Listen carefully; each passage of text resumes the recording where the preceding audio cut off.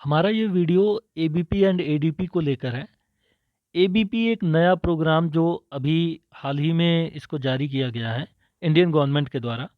लेकिन जो ADP programme है ये 2018 से ही चलता आ रहा है। एक तरीके से हम ये भी कह सकते हैं कि जो ये एस्पिरेशनल ब्लॉक प्रोग्राम है वो एस्पिरेशनल डिस्ट्रिक्ट प्रोग्राम का ही एक हिस्सा है। क्योंकि हम इसमें देख पा रहे हैं कि एडीपी जो होता है एस्पिरेशनल डिस्ट्रिक्ट प्रोग्राम, तो एक डिस्ट्रिक्ट में बहुत सारे ब्लॉक्स होते हैं, हम सबको पता है। तो अभी क्या है कि एडीपी के परफॉर्मेंस को इवैल्यूएट करते हुए जो है एबीपी का भी जो है इंस्टीट्यूशन किया गया है, जिससे कि एक पर्टिकुलर ब्लॉक लेवल पर भी गवर्नमेंट जो है काम कर सके। तो अब हम जानेंगे कि ये एबीपी क्या है और एडीपी क्या है। एबीपी होता है एस्पिरेशनल ब्लॉक प्रोग्राम। जैसे कि नाम ही से ही हम जान सकते हैं कि एस्पिरेशनल ब्लॉक प्रोग्राम का मतलब होता है कि जो कंट्रीज़ में हम सब जानते हैं कि हमारा जो कंट्री है वो स्टेट्स में डिवाइड है, और स्टेट्स जो हैं वो डिस्ट्रिक्ट वाइज डिवाइड है, और डिस्ट्रिक्ट जो होते हैं वो ब्लॉक वाइज डिवाइड होते हैं, और इससे नीचे जो है डिवीज़न चलती रहती है। तो बहुत सारे ब्लॉक्स मिलके जो है डिस्ट्रिक्ट बनता है। तो अभी तक जो प्रोग्राम का जो मेन बेस बनाया गया था वो एक डिस्ट्रिक्ट को लेके बनाया गया था। लेकिन इस प्रोग्राम को इसीलिए लाया गया है जिससे कि इंडिविजुअली ब्लॉक लेवल पर भी गवर्नमेंट जो है ध्यान दे सके। तो देखते हैं एस्पिरेशनल ब्लॉक प्रोग्राम क्या होता है। Under the programme 500 blocks across states have been identified or quarterly ranking based on their performance in sectors such as health, education and nutrition। तो इस प्रोग्राम के अंडर क्या होगा कि 500 ब्लॉक्स को आइडेंटिफाई किया जाएगा जो हेल्थ, एजुकेशन और न्यूट्रिशन सेक्टर में उनकी रैंकिंग की जाएगी, जिन्होंने ठीक तरीके से इसमें परफॉर्म किया है। और रैंकिंग का सिस्टम जो है ये एडीपी में आपको समझ में आएगा कि किस तरीके से एस्पिरेशनल डिस्ट्रिक्ट प्रोग्राम में रैंकिंग करते हुए इन इन डिस्ट्रिक्ट्स की डेवलपमेंट को लेकर प्लानिंग की गई थी। तो यहाँ पर भी कुछ ऐसा ही सिस्टम है, लेकिन इसमें जो है कुछ चीज़ें चेंज हुई हैं। The states and NITI Aayog will work together to establish ranking indicator with the private sector also able to contribute to the development of these blocks. तो स्टेट्स एंड नीति आयोग मिलके इस को जो है रैंकिंग देंगे on the basis of health, education and nutrition. तो identification of blocks का identification कैसे किया जाएगा। The 500 blocks identified for the ABP were chosen based on the recommendation of a 4-member committee established by the government in the previous year। 4-member committee का गठन किया जाएगा, वो इसको चूज करेंगे। These blocks were selected due to their continued lag in development compared to the rest of the district in which they are located। तो ये ऐसे डिस्ट्रिक्ट्स होंगे, ऐसे ब्लॉक्स होंगे जो पीछे रह गए बाकी के डिस्ट्रिक्ट्स को में से। जैसे एडीपी का जो प्लानिंग थी, जो हम नीचे देखेंगे, उसमें से क्या हुआ कि बहुत सारे डिस्ट्रिक्ट ब्लॉक्स जो हैं वो पीछे रह गए। कुछ कुछ कमियां रह गई परफॉर्म करने में, तो वो परफॉर्मेंस ठीक से जो है इसमें दे नहीं पाए इस प्रोग्राम के अंडर। तो उनको जो है ये ऊपर उठाने का तरीका है, मतलब एक तरीके से इनको भी जो है ऊपर लेवल पर डेवलप किया जाएगा, और उनकी कमियों को देखते हुए उसको जो है फुलफिल किया जाएगा। इसमें क्या है, ग्रोथ एंड जॉब क्रिएशन। तो ये एबीपी जो प्रोग्राम है ये अभी 3 डे कॉन्फ्रेंस में जो है इसका इनॉग्रेशन किया गया है, या इसके बारे में बात किया गया है। और 3 डे कॉन्फ्रेंस जो है ये 5 जनवरी से लेकर 7 जनवरी तक चला था। इसमें जो है नरेंद्र मोदी जी की अगुवाई में ये सारी चीज़ें हुई थी, हमारे जो प्राइम मिनिस्टर हैं। और उसमें ये डिस्कशन किया गया कि इस एबीपी प्रोग्राम के अंडर किस तरीके से जॉब क्रिएशन किया जाए, जीएसटी को लेके जो प्रॉब्लम्स हैं उसको कैसे सॉल्यूशन के साथ इजीली टैकल किया जाए, और जो जियोपॉलिटिकल चैलेंजेस हैं और इंडिया के जो रिस्पांस हैं उसको लेके इंडिया का क्या क्या रोल रहेगा एबीपी प्रोग्राम में। तो हम देख पा रहे हैं कि इंडिया की जो गवर्नमेंट है वो कितना नीचे से अपने आप को डेवलप करना स्टार्ट कर रही है। या इनका जो फोकस है इस गवर्नमेंट का इस प्रोग्राम के थ्रू, वो हर एक ब्लॉक को लेके है। और ये एक तरीके के अंदर से मतलब बेसिक लेवल से स्ट्रॉन्ग करने की बात यहाँ पे की जा रही है इस प्रोग्राम के जरिए। और इससे क्या होगा, ह्यूमन डेवलपमेंट पर भी असर पड़ेगा इससे। तो हम देखते हैं कि इसका ऑब्जेक्टिव क्या है। Aspirational block programme aims to improve the quality of life for citizens in the most backward blocks of the country through targeted development initiative. तो इससे क्या होगा कि सिटीजन्स की क्वालिटी पे इम्पैक्ट पड़ेगा, क्वालिटी ऑफ लाइफ जो जीते आ रहे हैं वो इम्प्रूव होगी और उससे इम्पैक्ट पड़ेगा, क्योंकि इस प्रोग्राम के अंडर बहुत सारे लोगों को रोज़गार मिलेगा। और उससे क्या होगा कि एक ब्लॉक एक डिस्ट्रिक्ट डेवलप करेगा, जिससे अल्टीमेटली स्टेट का डेवलपमेंट होगा और लार्जर लेवल पे हमारे कंट्री का डेवलपमेंट होगा। The programme builds on the success of the aspirational district programme which has already seen 95% of the 112 targeted district make significant progress in sector including health, nutrition, financial inclusion and basic structure। तो जैसे कि मैंने बताया ऊपर कि जो ये aspirational block programme है एक तरीके से एस्पिरेशनल डिस्ट्रिक्ट प्रोग्राम का ही एक्सटेंशन है। तो अब हम देखते हैं कि एडीपी यानी एस्पिरेशनल डिस्ट्रिक्ट प्रोग्राम क्या था और ये क्यों इम्पोर्टेंट हो जाता है जानना, क्योंकि इसका जो जिस तरीके से इस प्रोग्राम का डेवलपमेंट का जो प्रोसेस है वो बहुत ही मतलब बेसिक से स्टार्ट होता है। और उससे क्या होता है कि पूरा स्टेट और पूरा कंट्री पर इम्पैक्ट पड़ता है। और इसमें क्या होता है कि लोअर से लोअर लेवल पे रहने वाले जो ब्लॉक के जो लोग हैं उनकी ज़िंदगियों पर फ़र्क पड़ता है। तो इसी वजह से ये इस तरीके के जो प्रोग्राम होते हैं वो बहुत ही इफ़ेक्टिव होते हैं। तो देखते हैं ये प्रोग्राम क्या है और किस तरीके से काम करता है। तो ये हमारे प्राइम मिनिस्टर नरेंद्र मोदी जी ने 2018 में जनवरी 2018 में इस प्रोग्राम को स्टार्ट किया था।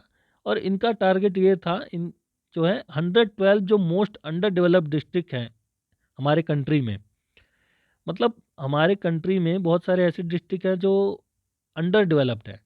तो इस प्रोग्राम के अंडर सारे स्टेट से एक एक दो दो डिस्ट्रिक्ट्स को सेलेक्ट किया गया था एक्सेप्ट गोवा। तो उसी में से ही जो है हर स्टेट को किस तरीके से डेवलप किया जाएगा वो इस प्रोग्राम में जो है उन डिस्ट्रिक्ट को सेलेक्ट किया गया था। तो ये आगे किस तरीके से इसमें प्लानिंग की गई थी डेवलपमेंट की वो हम अभी देखेंगे। इन डिस्ट्रिक्ट्स में किस तरीके से जो लोकल अथॉरिटी है, जो डीएम है वहाँ के, जो नीचे लेवल लोअर लेवल के जो ऑफिसर्स होते हैं, स्टेट लेवल के ऑफिसर्स होते हैं, उन्होंने किस तरीके से काम किया इसमें वो हम देखेंगे। तो programme marks a paradigm shift from pursuing economic growth towards reducing deep spatial inequalities. The initiative pivots on the government's motto of सबका साथ सबका विकास which mirrors the principle of leaving no one behind। तो सबका साथ सबका विकास को basic बनाकर और कोई पीछे छूट ना जाए, लिविंग नो वन बिहाइंड, इन दोनों स्लोगन्स के साथ, प्रिंसिपल के साथ ये जो प्रोग्राम है इसको बनाया गया था। इस प्रोग्राम का जो मेन प्रिंसिपल था वो कैसे काम करता है। सबसे पहले इसमें कन्वर्जेंस था। तो सेंट्रल और स्टेट गवर्नमेंट की जो स्कीम्स थी जो एक ही चीज़ को लेके काम किया करती थी उसको जो है कन्वर्ज कर दिया गया, जिससे कि एक साथ मिलकर ये सेंट्रल और स्टेट गवर्नमेंट ईजिली इन प्रोग्राम्स को इम्प्लीमेंट कर सके। दूसरा, कोलैबोरेशन किया गया central level, state level nodal officer और डिस्ट्रिक्ट कलेक्टर का। तो इन तीनों का एक साथ कोलैबोरेशन किया गया जिससे कि ठीक तरीके से ये प्रोग्राम इम्प्लीमेंट हो सके। और तीसरा सबसे इम्पोर्टेंट चीज़ जो था वो कंपटीशन पर फोकस किया गया, क्योंकि हर स्टेट और हर डिस्ट्रिक्ट अगर एक दूसरे से कंपटीशन करेंगे तो उनमें जो है अपने डेवलपमेंट को लेके, इकोनॉमिक, सोशल और इन सब चीज़ों के डेवलपमेंट को लेके एक तरीके का उत्थान आएगा। मतलब मैं अच्छा प्रोग्राम करूं, मैं अच्छा रैंक ले आऊं, तो उस तरीके से कंपटीशन की भावना जब जगेगी एक दूसरे के डिस्ट्रिक्ट में, आपस के डिस्ट्रिक्ट में, तो उसमें क्या होगा कि अल्टीमेटली डेवलपमेंट के रास्ते और खुलेंगे। अब हम देखते हैं कि ये प्रोग्राम वर्क कैसे करता था। ADP programme with states as the main drivers, this programme focus on the strength of each district.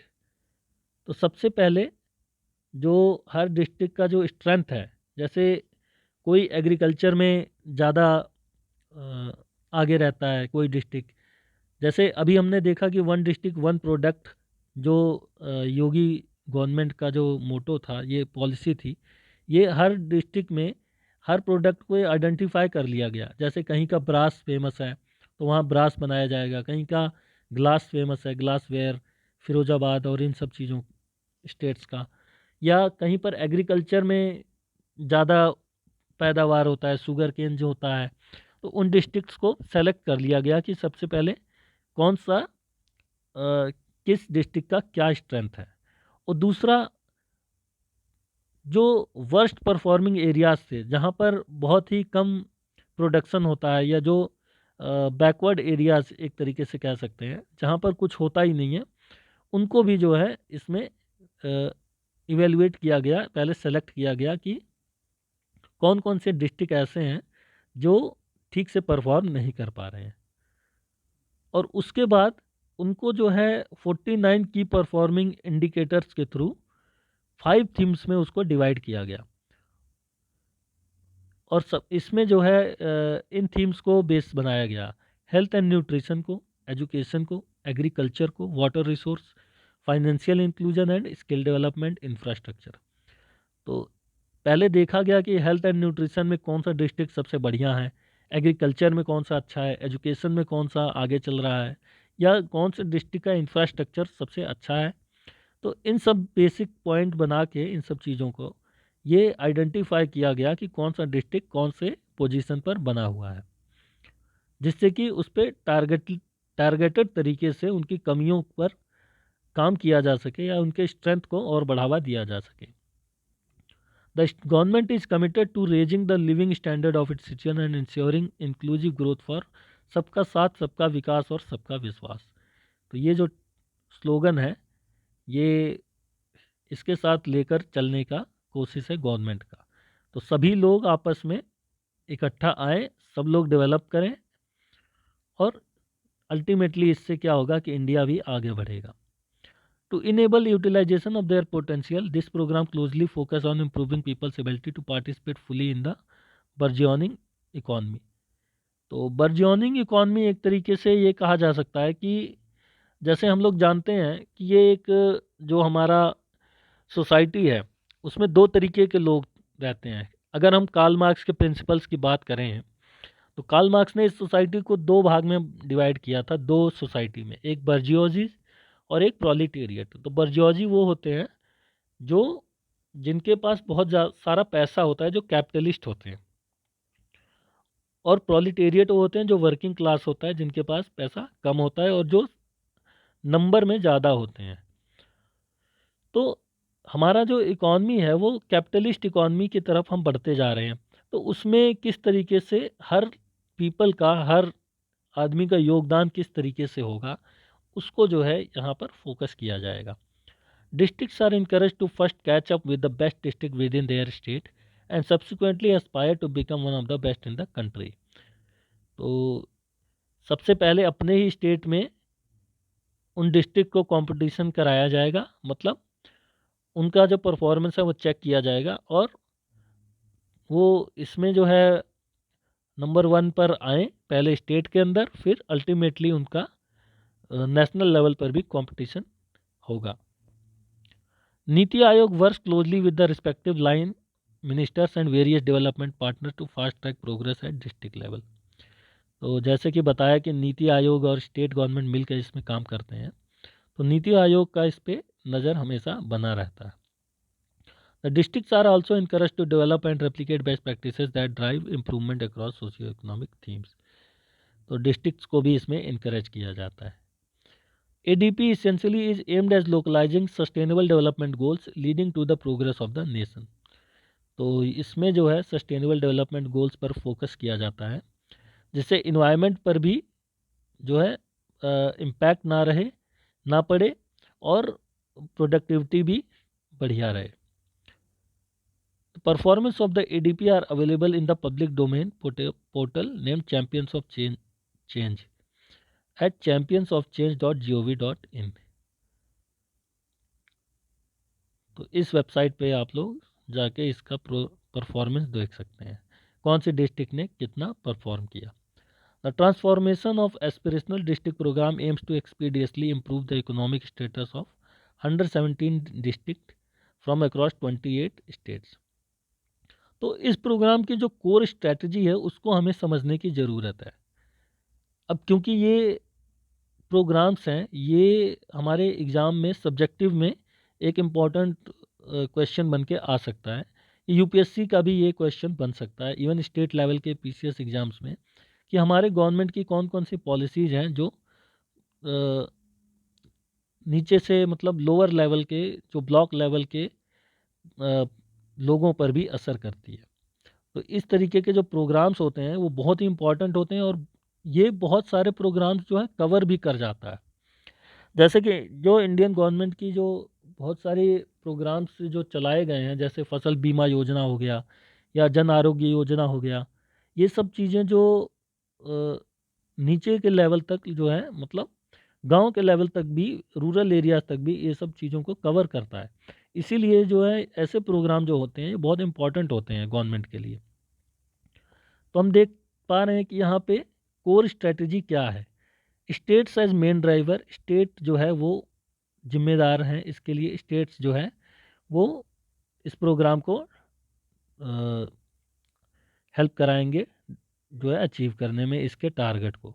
Works on the strength of each district, जैसे कि ऊपर कहा, मेक डेवलपमेंट अ मास मूवमेंट, तो डेवलपमेंट को जो है हर पर्सन के साथ जो है जोड़ना है, किस तरीके से हर पर्सन इन्वॉल्व होगा इस डेवलपमेंट में। Identifying the lacking of district to cover overall development, major progress of the district and rank them on behalf of competition, district to aspire from states best to nation best. तो ये सब strategies है जो इसमें main काम करेंगी इस programme के अंदर, और ये एक तरीके का प्रोसेस है। इसमें जो है हम देख पा रहे हैं कि इसमें सब लोगों को मिल के ही काम करना पड़ेगा, तभी जो है एक डिस्ट्रिक्ट ठीक तरीके से आगे बढ़ पाएगा। The programme focus on 5 main themes, तो 5 मेन थीम्स जो हैं, जो ऑलमोस्ट सारे सेक्टर्स ही कवर कर जाते हैं इन 5 थीम्स में। हेल्थ एंड न्यूट्रिशन पर फोकस होगा, एजुकेशन पे, एग्रीकल्चर एंड वाटर रिसोर्सेज पे, फाइनेंशियल इंक्लूजन, स्किल डेवलपमेंट पे, बेसिक इंफ्रास्ट्रक्चर पे। तो सबसे पहले तो इन सब ये जो 5 जो थीम्स हैं, इन पे क्या होगा कि पहले रैंकिंग की जाएगी इन पांचों को ध्यान में रख के। उसके बाद इन्हीं पांचों के ऊपर ही फोकस किया जाएगा कि कौन सी चीज़ों में कौन सा जो डिस्ट्रिक्ट है वो पीछे है और कौन सा डिस्ट्रिक्ट आगे है।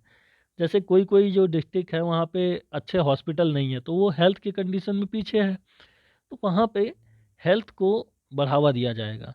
कोई कोई एजुकेशन के सेक्टर में पीछे रहता है, तो वहाँ पे एजुकेशन को लेके पॉलिसीज़ ज़्यादा स्ट्रिक्ट तरीके से इम्प्लीमेंट की जाएंगी। तो इस तरीके से ये काम करेगा। और इस प्रोग्राम के ऊपर यूएनडीपी ने क्या कमेंट किया है, क्योंकि ये एक तरीके का ये अप्रेजल है इस प्रोग्राम को लेके।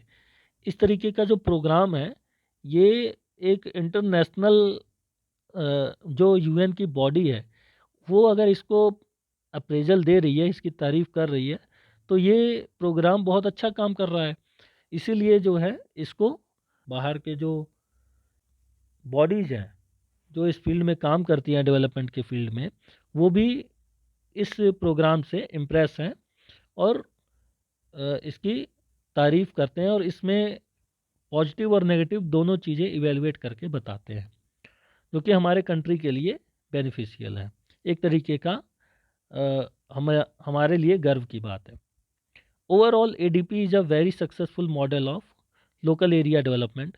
It is aligned to the principle of leave no one behind, the vital core of SDGs. Political commitment at the highest level has resulted in rapid success of program. It should serve as a best practice for several other countries where regional disparities in development status persist for many regions. तो UNDP का ये कहना है कि ये जो programme है एक वेरी सक्सेसफुल प्रोग्राम है लोकल एरिया डेवलपमेंट के लिए, और इस प्रोग्राम से और भी देशों को सीख लेना चाहिए कि किस तरीके से लोकल लेवल पर डेवलपमेंट किया जाता है, और इसमें जो है कोई भी छूटता नहीं है, लीव नो वन बिहाइंड, सब लोगों को साथ लेके डेवलपमेंट किया जाता है। तो ये जो हमारा इंडिया कंट्री है, इसकी जो पॉलिसीज़ हैं और इसका जो डेवलपमेंट का तरीका है, एक बहुत ही बेहतर तरीका है। इस तरीके के प्रोग्राम जो हैं, इनसे और भी देशों को सीख लेना चाहिए। तो ये था हमारा आज का वीडियो। मिलते हैं आपसे नेक्स्ट वीडियो में। इस वीडियो का पीडीएफ आपको हमारे चैनल के डिस्क्रिप्शन बॉक्स में दिए गए टेलीग्राम चैनल के लिंक पर आपको मिल जाएगा। तो अगर आपको ये वीडियो अच्छा लगता है तो आप इस वीडियो को लाइक करें, शेयर करें और हमारे चैनल को सब्सक्राइब करें, जिससे इस तरीके के और यूज़फुल वीडियोस से आप जो है अवेयर हो सके। तो जय हिंद, जय भारत, थैंक यू।